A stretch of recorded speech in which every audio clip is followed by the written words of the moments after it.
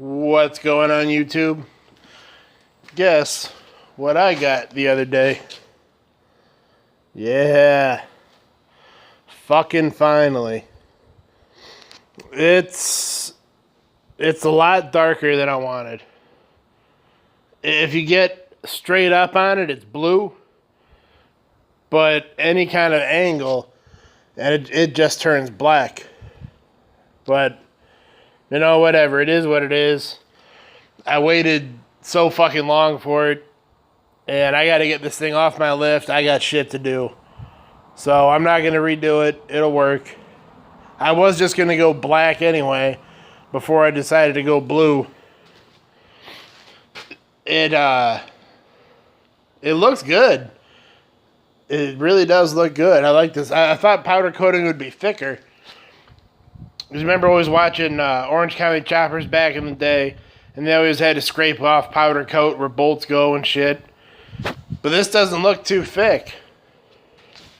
It's got flake in it. It turned out really well. Other than it being darker than what I wanted, I'm pretty happy with it. And it wasn't that expensive, too. He gave me a deal because I waited so long, so I can't complain. So that's where I'm at. I finally got this, so I'm going to start putting it together, put the rear axle in. And I just realized I don't think I have any bolts for the control arms. Because I don't have any control arms. I just bought a frame and had it wrapped. So I'm going to have to come up with something there. I just realized that now. Let me show you some cool shit I got while I was waiting for the frame. See the coil spring there? The short one's the original one I used to run. And you see how it leans? Because it's just cut off to make it shorter. Well, I hated that. Because it makes your cylinder lean in the car. And you can see there where it is leaning over and rubbing through onto the body. That's what they do. And they squeak and they rattle and they make all kinds of noise and shit. So I wanted to run pre-cut coils like that. That's a How High coil. I think it's from Black Magic. I bought it years ago for another car and never used it. I think it's a 3-ton. It's a little more than I wanted to run in the back, but, you know, whatever, I got them. I bought these cups that go under the power ball.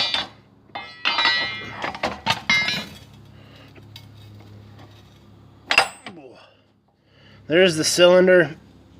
There's the power ball. Normally, your spring would sit right there. You would just have a stop, and then your spring would start. Well, these things go down over the power ball, allowing you to run an extra turn and a half a coil. So I'm hoping it's at the right height that I can run these Black Magic. They call them pre-cut when they're already short like that. I'm hoping I can run those Black Magics pre-cuts so it'll sit there flat and happy and just straight up and down.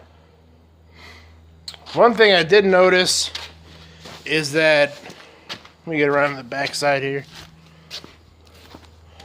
These power balls, they got Zerk fittings on them, and it clears the Zerk fitting, but I am still expecting to snap that bitch off.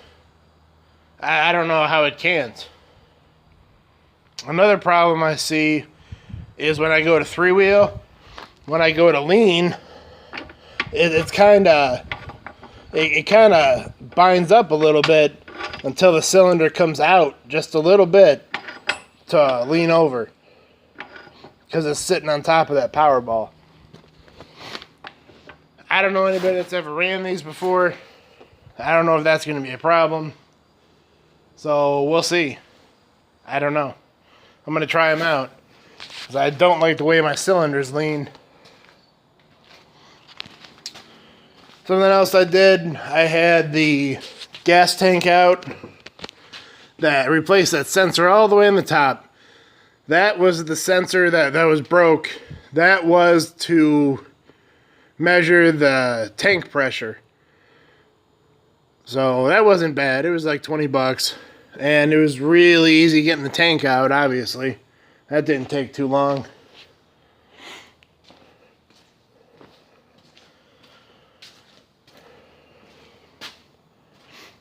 And maybe you can see it up in there. That AC line. I replaced the evaporator. And the evaporator, it's always bent, but it's bent more down. I took it and I bent the new line up, and I had that line made. The metal line at the connection there used to be about 2 inches longer.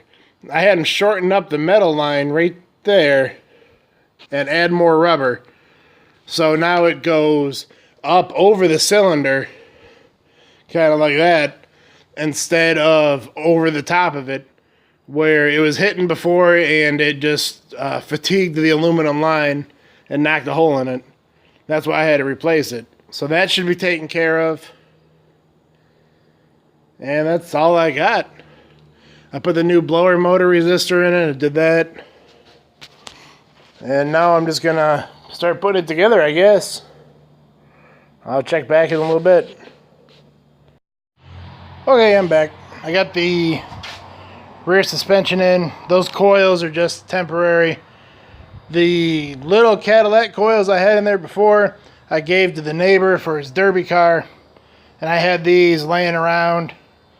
I don't remember what ton they are, but they're heavy as shit.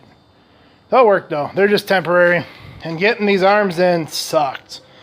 I think from all the welding or whatever that happened to this frame, shit moved and that gap kind of closed up. Getting them in sucked. It sucked. It took me a while to get this together. The bolts I got in there, those little shitty bolts, they'll work for now. Just so it's a roller. I'm going to go down and buy some nice stainless, like button head, maybe Allen head type bolts, so it looks nice in there. And I started pulling this out, and these engine levelers are the shit. Look at that.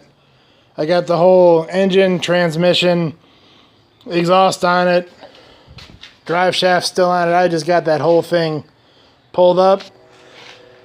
I wanted to stop and show this because it's awesome. Those levelers are the shit. I'm gonna roll that out, roll that back, and just set it straight down on the floor. Then I'll be able to pull the front suspension off right about where the rear suspension is tomorrow. I'll just leave this door half open. Hopefully a raccoon or a cat doesn't come in here and shit or something. That would suck.